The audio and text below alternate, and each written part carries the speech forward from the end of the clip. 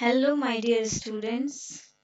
आज के इस वीडियो में हम लोग बिहार बोर्ड का जो साइंस बुक है क्लास 7 का उसका चैप्टर 2 का जिसका नाम है जंतुओं में पोषण का क्वेश्चन आंसर देखेंगे और बहुत अच्छे से समझने का कोशिश करेंगे। ये वीडियो आपके लिए बहुत ही हेल्पफुल होने वाला है।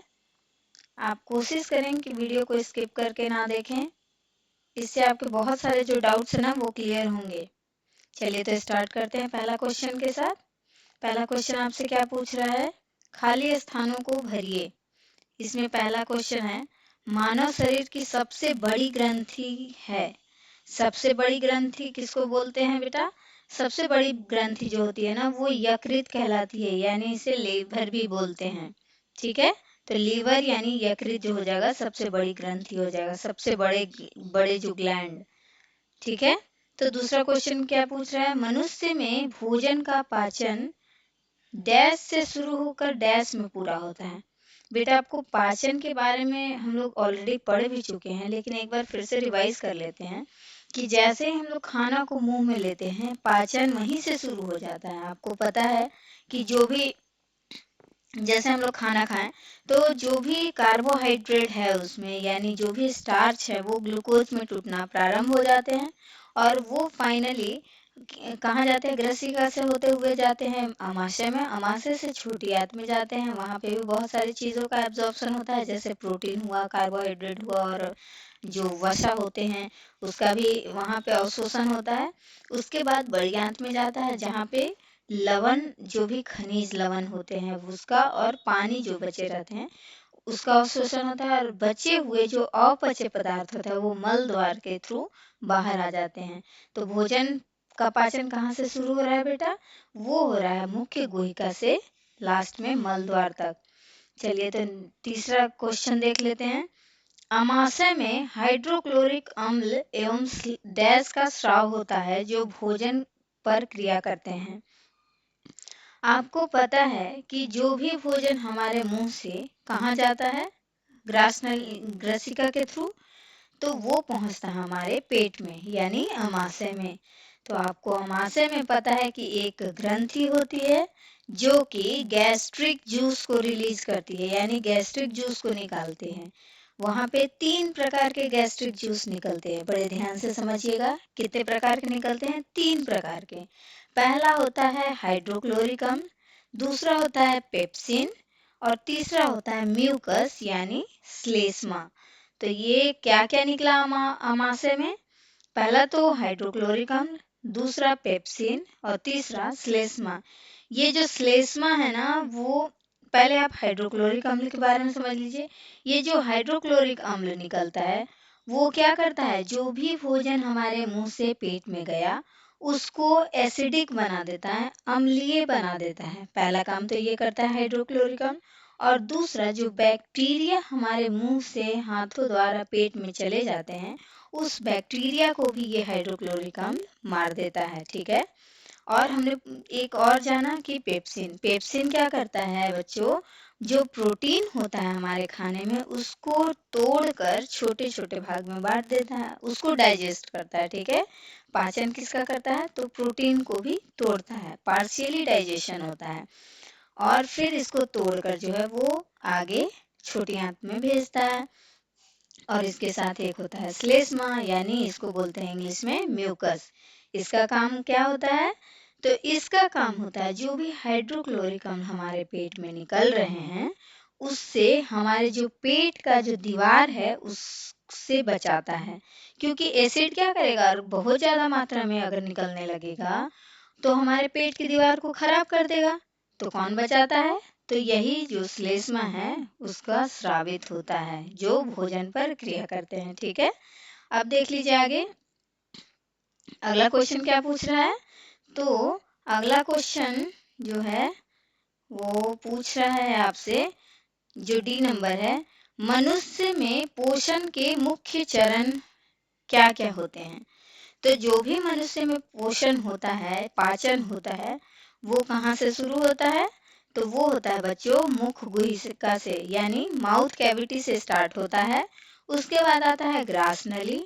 ठीक है, ग्रास नली के बाद अमाशय में जाता है खाना, उसके बाद छोटी आंत में, फिर बड़ी आंत में जाता है। बड़ी आंत के बाद जो है वो खाना कहाँ निकल जाता है, बाहर निकल जाता है। ठीक है, और इसी में ई नंबर क्वेश्चन क्या पूछ रहा है बच्चों, वो पूछ रहा है अमीबा अपने भोजन को डैश की सहायता से ग्रहण करता है।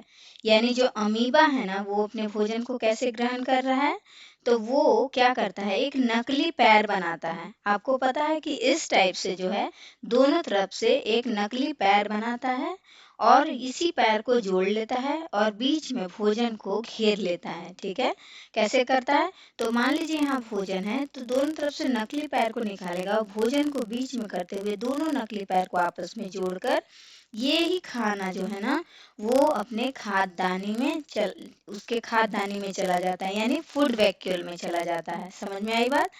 तो अमीबा अपने भोजन को या तो यहाँ पादाब भी लिख सकते हैं, पादाब यानी जो नकली पैर जो बनाता है उसकी सहायता से, और उसी को एक टर्मिनोलॉजी यूज करते हैं, घबराना नहीं है इंग्लिश में। ये टर्मिनोलॉजी बहुत ही पॉपुलर है, इसका नाम है स्यूडोपोडिया। स्यूडो मतलब क्या होता है बेटा, स्यूडो मतलब होता है नकली और पोडिया मतलब पैर। ठीक है बच्चों, तो स्यूडो यानी नकली पैर को बनाते हुए वो अपने भोजन को ग्रहण करता है। ठीक है, चलिए तो अब हम लोग दूसरा क्वेश्चन जल्दी से देख लेते हैं। दूसरा क्वेश्चन में क्या बोल रहा है, सही विकल्प पर चिन्ह लगाइए। तो देख लेते हैं पहला क्वेश्चन क्या पूछ रहा है और विकल्प क्या क्या है। तो पूछ रहा है क्वेश्चन, कुतरने में सहायता करने वाले दांत। तो दांत के बारे में हम लोग थोड़ा सा समझ लेते हैं। आपको पता है कि हमारे मुंह में 4 प्रकार के दांत होते हैं। कौन कौन से होते हैं, एक तो जो सामने वाला दांत है जिससे हम लोग कोई चीज काटते हैं उसको बोलते हैं कृंतक, और उसके जस्ट बगल में जो दांत होता है उसको बोलते हैं कैनाइन यानी रदनक। रदनक का क्या काम है, मान लीजिए आप ईख खा रहे हैं तो उसको कैसे छीलेंगे, पहले तो उसको छीलने के लिए जिस दांत का हम लोग साइड वाला दांत का इस्तेमाल करते हैं जो देखने में नुकीला भी होता है हल्का, उसको बोलते हैं रदनक।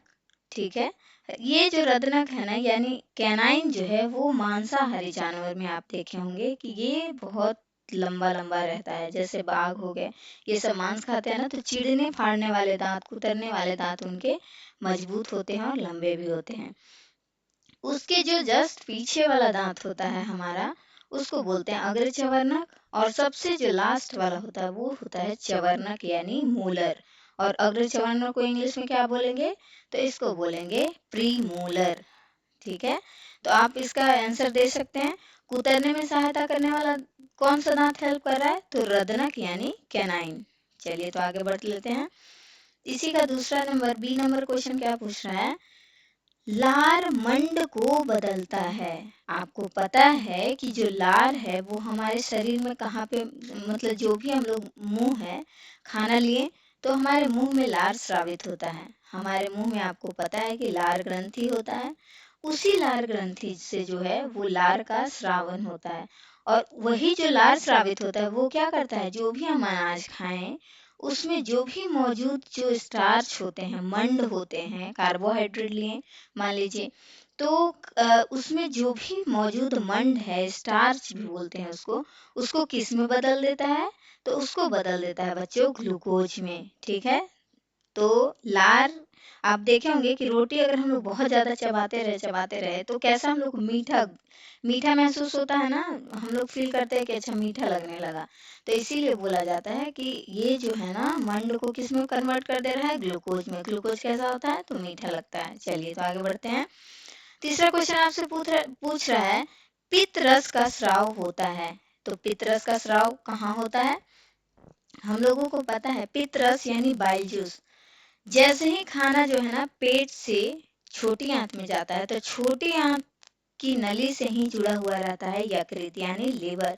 उसी लीवर से ही ना पित्तरस यानी बाइल जूस का स्राव होता है।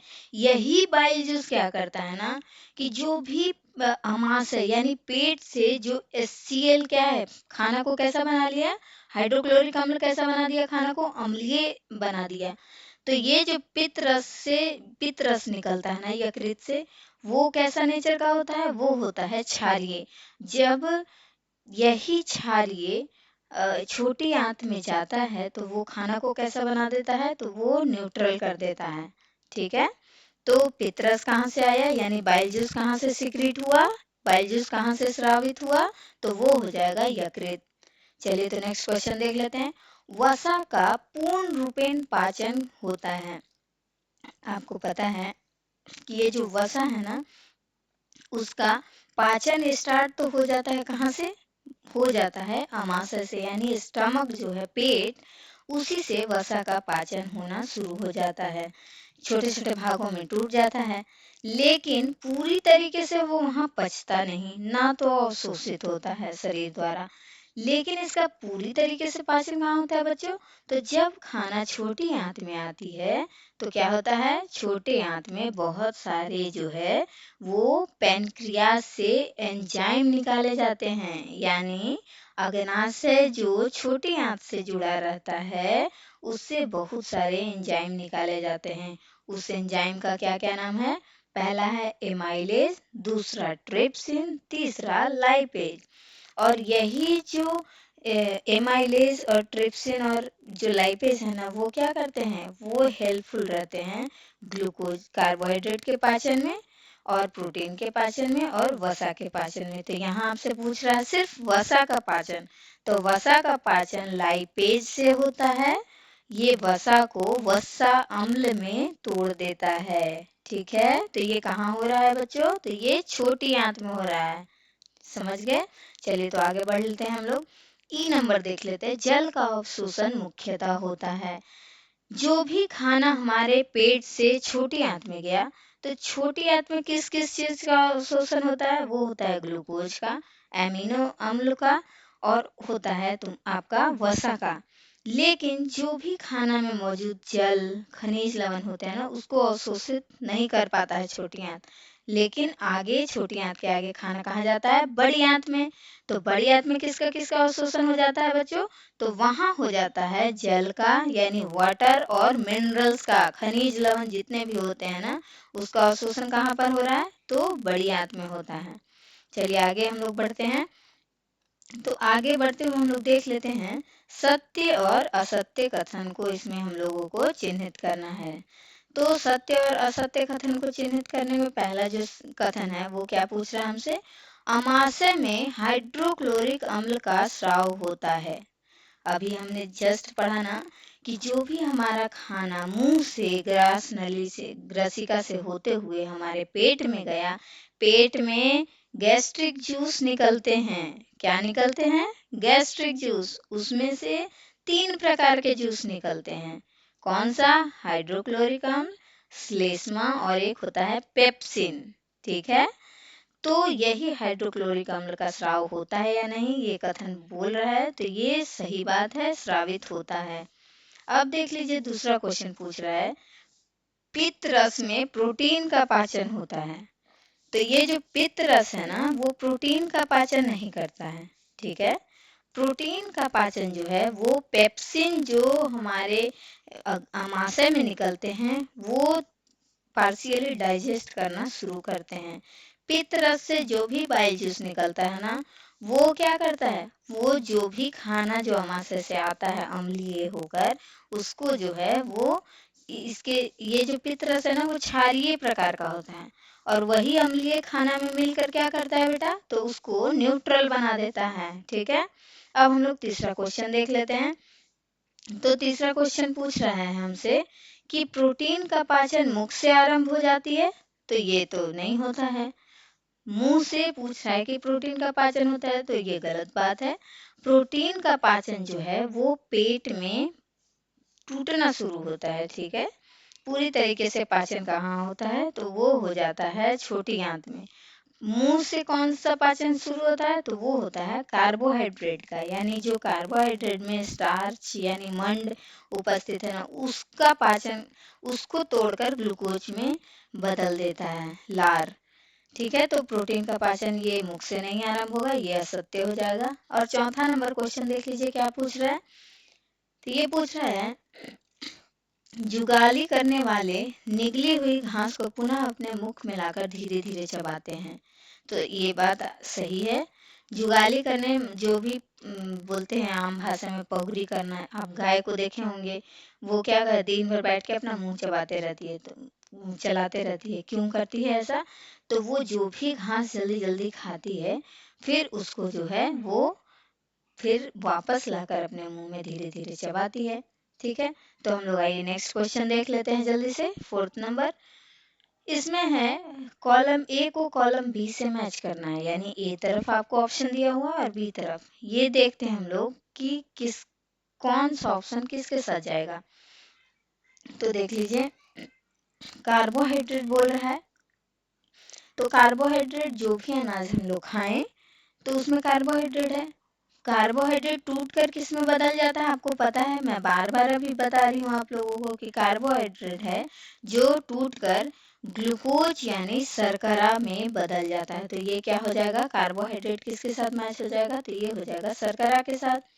दूसरा जो प्रोटीन है, प्रोटीन का जो पाचन होता है वो कहाँ पे होता है, तो वो होता है टूटना शुरू कर देता है आपको पेट में, लेकिन पूरी तरीके से पाचन होता है जो छोटी आंत में। छोटी आंत में भी जो एंजाइम निकलते हैं उसमें से एक एंजाइम है ट्रिप्सिन। ट्रिप्सिन क्या करता है, यही प्रोटीन को जो है वो तोड़कर अमीनो अम्ल यानी एमिनो एसिड में बदल देता है। तो प्रोटीन किस में बदल गया, तो प्रोटीन बदल गया अमीनो अम्ल में। ठीक है, अब देख लीजिए वसा, यही वसा का भी पाचन जो है ये फिर से छोटी आंत में ही होता है। जो भी एंजाइम निकल रहे हैं लाइपेज, क्या एंजाइम का नाम है, तो लाइपेज, यही लाइपेज क्या करता है, वसा को तोड़कर वसा अम्ल यानी ग्लिसरॉल में बदल देता है, यानी फैटी एसिड और ग्लिसरॉल में बदल देता है। तो ये वसा किस में बदल गया, वसा अम्ल या ग्लिसरॉल में। अब देख लीजिए लास्ट जो ई ऑप्शन है वो है लार, यानी लार हमारे लार ग्रंथि से निकलता है। ये लार ग्रंथि कहाँ मौजूद होता है बच्चों, तो ये लार ग्रंथि हमारे मुंह में मौजूद होता है। ठीक है, इसी से लार स्रावित होता है जो कि भोजन को तोड़ने में मदद करता है। चलिए तो नेक्स्ट क्वेश्चन देख लेते हैं। नेक्स्ट क्वेश्चन में क्या पूछ रहा है, आहार नाल के किन भागों द्वारा ये कार्य होते हैं, यानी जो भी हम खाना खा रहे हैं कौन जो पार्ट है वो क्या काम करता है। ठीक है, तो पहला है भोजन को चबाना। भोजन कहाँ से चबाना शुरू करते हैं हम लोग, तो भोजन को चबाते हैं हम लोग अपने मुख गुहिका से यानी माउथ कैविटी से। तो क्या हो जाएगा उत्तर, इसका उत्तर हो जाएगा मुख गुहिका। अब दूसरा है जीवाणु का नष्ट होना। जीवाणु कहाँ मतलब नष्ट हो जाते हैं, तो जो भी खाना हम लोग खाते हैं अपने माउथ से इंटेक किए, अपने मुंह से लिए, वही खाना ग्रसिका से होते हुए हमारे पेट में जाता है, और जो पेट में है वो हाइड्रोक्लोरिक अम्ल का श्रावण होता है, श्रावित होता है ना हाइड्रोक्लोरिक अम्ल। वही हाइड्रोक्लोरिक अम्ल क्या करता है, वो जीवाणुओं को मार देता है। ठीक है, तो जीवाणुओं को कहाँ पर नष्ट हो रहा है, तो हमारे पेट में। तीसरा जो क्वेश्चन पूछ रहा है, क्या पूछ रहा है, उपयोगी पदार्थों का अवशोषण। जो उपयोगी पदार्थ हुए जैसे कि खनिज लवण, पानी, उसका अवशोषण कहाँ होता है, तो उसका अवशोषण होता है बड़ी आंत में। याद रखिएगा इसका उत्तर होगा बड़ी आंत। छोटी आंत में जो है वो किसका किसका होता है एब्जॉर्प्शन, अवशोषण, तो प्रोटीन का, कार्बोहाइड्रेट का और वसा का। चलिए तो चौथा क्वेश्चन क्या पूछ रहा है आपसे, देख लीजिए। मल का निकास, मल कहाँ से निकलता है, तो मल द्वार से निकलता है। अब 6 नंबर क्वेश्चन की तरफ हम लोग बढ़ते हैं। एक शब्द में उत्तर देना है आपको। इसमें पूछ रहा है, एक स्टेटमेंट दिया हुआ है, एक लिखा हुआ है लाइन, उसका एक शब्द में हम लोग को उत्तर चुनना है। तो देख लीजिए, मानव शरीर में पाया जाने वाला कठोरतम पदार्थ। तो सबसे कठोर हमारे शरीर में क्या है, हमारा दांत। दांत का जो बाहरी भाग है वो क्या है, वो कठोरतम पदार्थ कहलाता है इनेमल। तो इसका उत्तर हो जाएगा बच्चों इनेमल। दूसरा जो है, पचे भोजन का अवशोषण करने वाली अंगुली जैसी संरचना। आपको पता है कि अंगुली जैसी संरचना कहाँ मौजूद होती है, तो ये मौजूद होता है हमारे छोटी आंत में।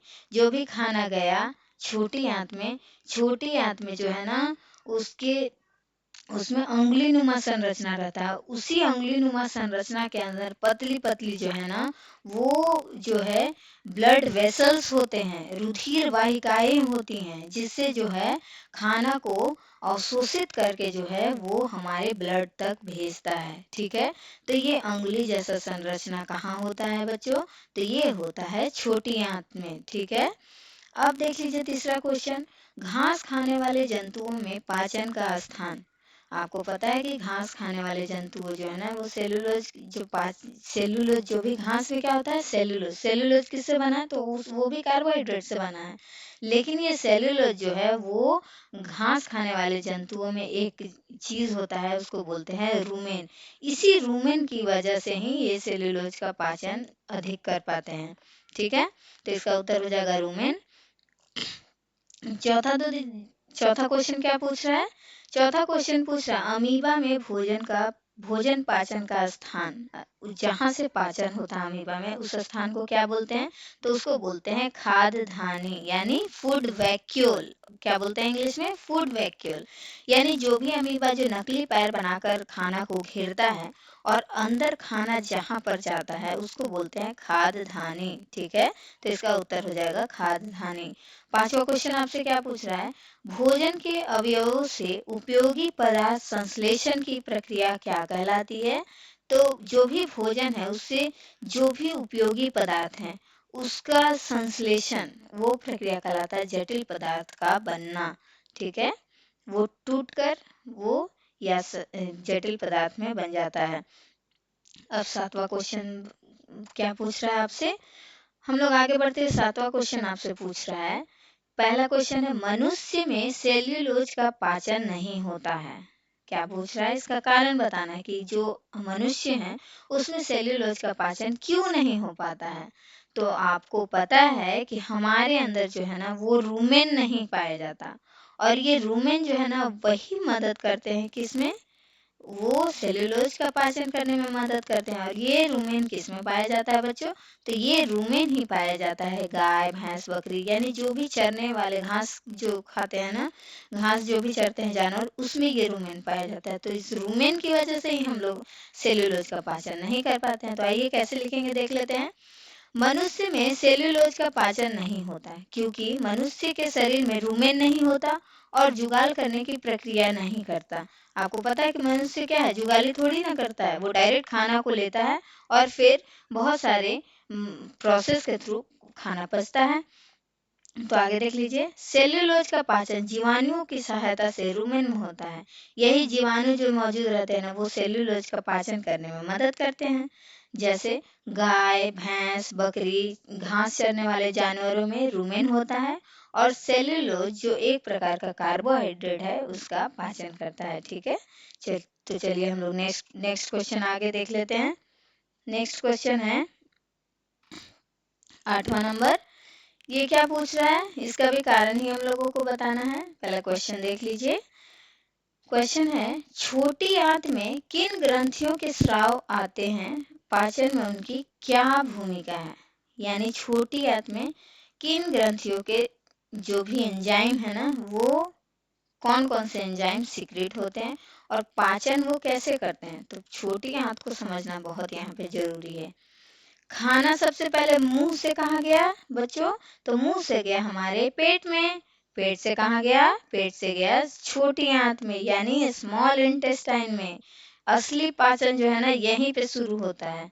और यहाँ पे दो ग्रंथि यहाँ जुड़े रहते हैं। पहला कौन सा? एक होता है लीवर यानी यकृत, और दूसरा होता है पैनक्रियाज यानी अग्नाशय। तो कौन कौन से चीज जुड़े हुए हैं छोटी आंत से? एक यकृत और दूसरा अग्नाशय। थोड़ा सा समझ लीजिए कि यकृत होता कहाँ है। तो यकृत पेट के दाहिनी भाग में स्थित होता है। कहाँ पे? राइट साइड में। जो भी पेट है ना उसके राइट साइड में स्थित है कौन? लीवर।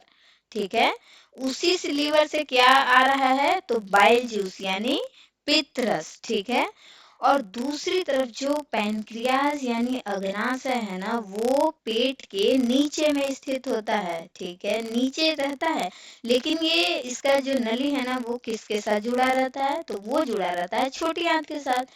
और यही अग्नाशय जो है ना तीन तरह के एंजाइम को स्रावित करते हैं, निकालते हैं। तीन तरह का जूस निकालते हैं। कौन कौन सा जूस का नाम याद कर लीजिए। एक एमाइलेज, दूसरा ट्रिप्सिन, तीसरा लाइपेज। आप ये वर्ड जो सुन रहे हैं ना, इससे बिल्कुल घबराना नहीं है। आपको यही वर्ड जो है वो आगे पढ़ने भी हैं। तो क्या क्या निकाल रहा है अग्नाशय। एक एमाइलेज, दूसरा ट्रिप्सिन, तीसरा लाइपेज। तो एमाइलेज जो है ना वो क्या करता है, वो कार्बोहाइड्रेट जो भी आ रहा है उसको तोड़कर एकदम सिंपल फॉर्म ग्लूकोज में बदल देता है। एमाइलेज क्या कर रहा है, कार्बोहाइड्रेट को ग्लूकोज में बदल दे रहा है। और दूसरा जो ट्रिप्सिन है ना, वो क्या करता है, वो भी अपना काम शुरू कर देता है। वो प्रोटीन पे काम करता है, प्रोटीन को तोड़कर अमीनो एसिड में बदल देता है, यानी अमीनो अम्ल में बदल देता है। और जो तीसरा जो अग्नाशय से ही आ रहा है वो है लाइपेज।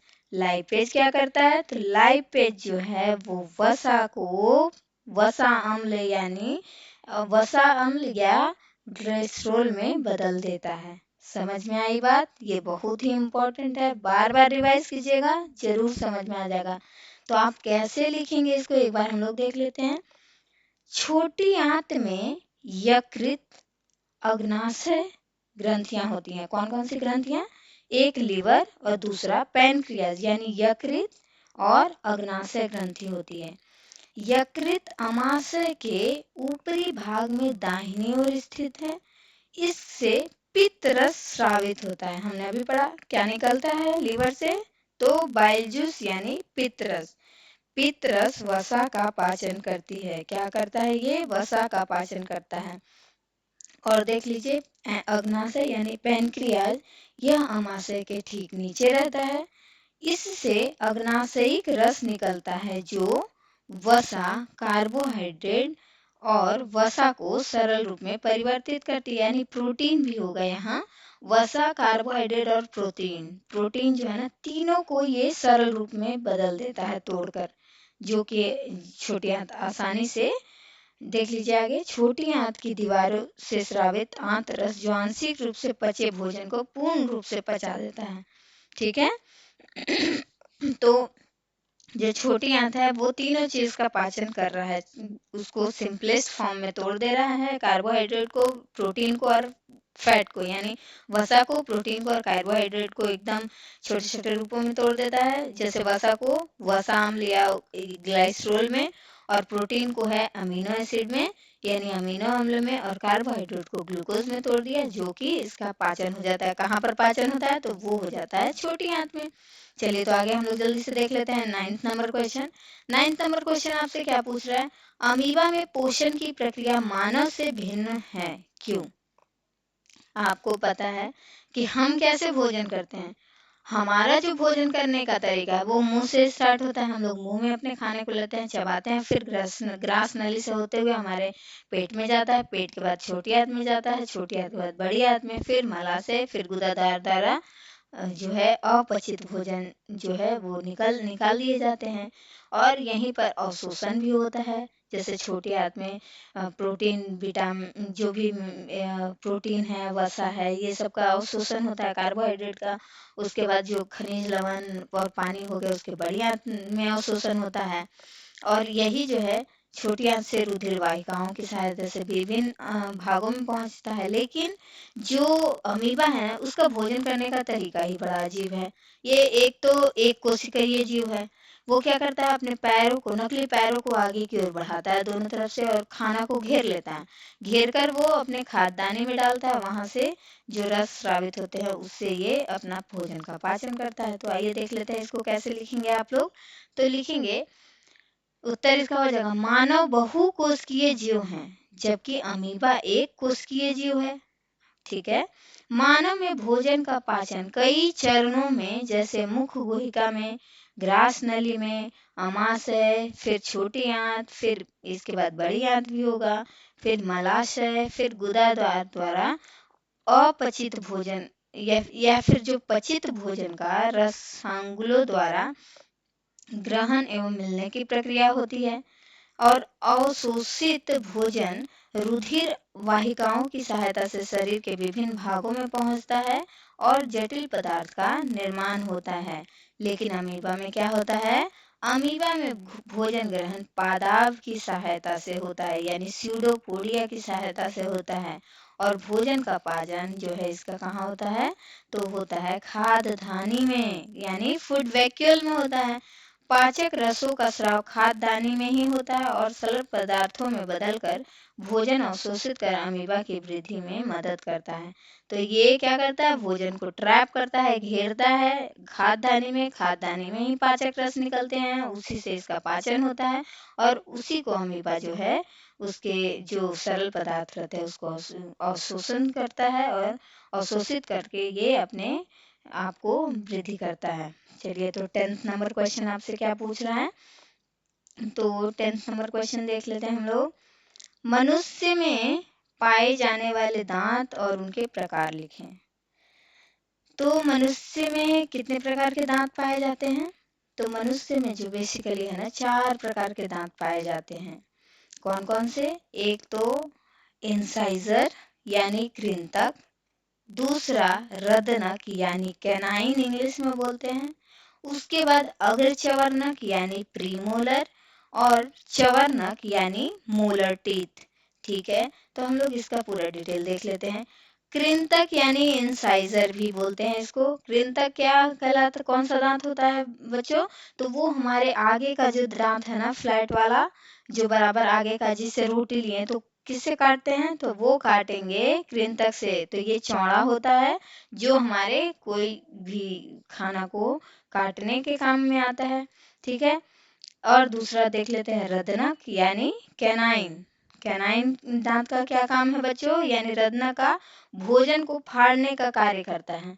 मान लीजिए अभी मैं आपको बोली कि एक ईख चीब लो, ईख का रस चीबो, तो उसका जो ऊपर का छिलका है बच्चों, तो वो किससे आप हटाओगे? उसका छिलका कैसे छिलोगे? तो वो रदनक दांत की सहायता से छिलोगे, यानी कैनाइन। यही जो रदनक दांत है ना वो मांस खाने वाले जानवरों में बहुत ही मजबूत और लंबे होते हैं। जैसे आपने शेर या बाघ को देखा होगा, वो क्या खाते हैं? वो मांस ही खाते हैं, शिकार करते हैं। तो उनके जो रदनक टीथ होते हैं ना, कैनाइन टीथ होते हैं, वो बहुत ज़्यादा मजबूत और तेज होते हैं। ठीक है, उसके बाद होता है अग्रचवर्णक यानी कटे हुए भोजन को पीसने और चबाने का कार्य करता है। हम लोग भोजन को काट लिए किससे? कृंतक से। चीड़ फाड़ किससे कर लिए? तो रदनक से। अब उसके पीछे वाला दांत क्या कहलाएगा? तो प्रीमोलर यानी अग्रचवर्णक। उसमें उस दांत से हम लोग क्या करेंगे? कटा जो भी भोजन है ना उसको पीसेंगे, चबा चबा कर उसको क्या करते हैं? पेस्ट जैसा बनाते हैं। ठीक है, उसके बाद लास्ट वाला जो टीथ आता है यानी दांत आता है वो होता है चवर्णक। ये क्या करता है? ये भी भोजन को अच्छी तरह से चबाने और पीसने का कार्य करता है। ये भी जो भी हम लोग भोजन को चबाएं अग्रचवर्णक से, उससे जो भी थोड़ा बहुत बच गया उससे ज्यादा और महीन पेस्ट कौन बना देता है? तो वो बना देता है चवर्णक। ठीक है, चलिए तो हम लोग आगे बढ़ते हुए, ये लगता है आज का जो है वो लास्ट क्वेश्चन होगा। इसको बहुत अच्छे से हम लोग समझ लेते हैं फिगर के माध्यम से। इसमें पहले देख लीजिए आप क्वेश्चन पूछ क्या रहा है। तो ये क्वेश्चन पूछ रहा है 11th नंबर में, मनुष्य के पाचन तंत्र का नामांकित चित्र बनाइए। यानी जो चित्र बनाना है उसका नाम भी देना है। लेकिन इस वीडियो में हम लोग जो है इसके कहाँ कहाँ कैसे कैसे प्रोसेस, जो पचने का प्रक्रिया है वो भी समझ लेते हैं, ताकि ये वीडियो हमारा आपके लिए हमेशा के लिए हेल्पफुल हो। चलिए तो देख लीजिए, यहाँ पर क्या होता है सबसे आगे में? तो ये होता है जिह्वा यानी मुख गुहिका। उसके बाद इससे जुड़ा नीचे जो आप पाइप जैसा संरचना देख रहे हैं ये होता है ग्रसिका। यानी आप शुरू भोजन कहाँ से लेते हैं बच्चों? तो ये लेते हैं मुख गुहिका से। इसी में कौन सा ग्रंथि मौजूद होता है? तो वो होता है लार ग्रंथि। लार ग्रंथि से क्या निकलता है? तो उससे निकलता है लार, जो क्या करता है? भोजन में मिलकर उसके छोटे छोटे टुकड़े करने में मदद करता है। भोजन में जो भी कार्बोहाइड्रेट है उसके जो उसमें जो भी स्टार्च मौजूद है, यानी उसमें जो भी मंड मौजूद है, उसको किस में तोड़ना प्रारंभ कर देता है? तो ग्लूकोज में। और यही जो टूटा हुआ भोजन है ना, ये इसी इसोफेगस यानी ग्रसिका को बोलते हैं इसोफेगस, इससे होते हुए किस में आ गया? तो ये आ जाता है हमारे पेट में। पेट यानी अमाशय में।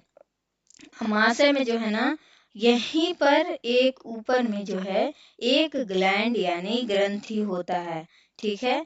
इसी ग्रंथि से जो है वो गैस्ट्रिक जूस निकलते हैं। कौन से जूस निकलते हैं? तो गैस्ट्रिक जूस। उस गैस्ट्रिक जूस में 3 प्रकार के जूस रहते हैं।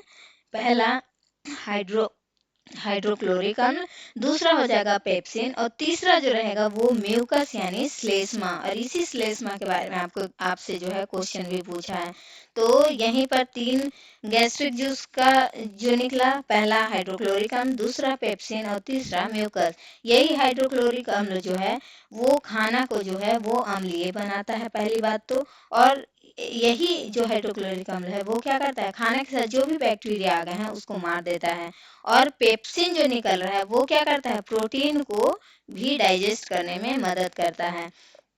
और जो म्यूकस रहता है वही ये पेट का जो अंदर का दीवार है ना उसको किससे बचाता है, तो जो भी हमारा एसिड रिलीज हो रहा है, अम्ल जो भी रिलीज हो रहा है हाइड्रोक्लोरिक अम्ल, उसी से इसके दीवार को, पेट के दीवार को बचाता है। समझ में आई बात?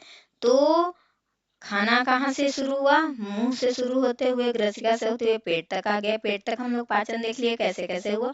और यही पेट में जो भी भोजन टूटा उसके बाद चल जाता है ये अंदर का जो छोटी आंत, या आप अंदर का संरचना देख रहे हैं ना, इसी को बोलते हैं आपको क्षुद्रांत या छोटी आंत।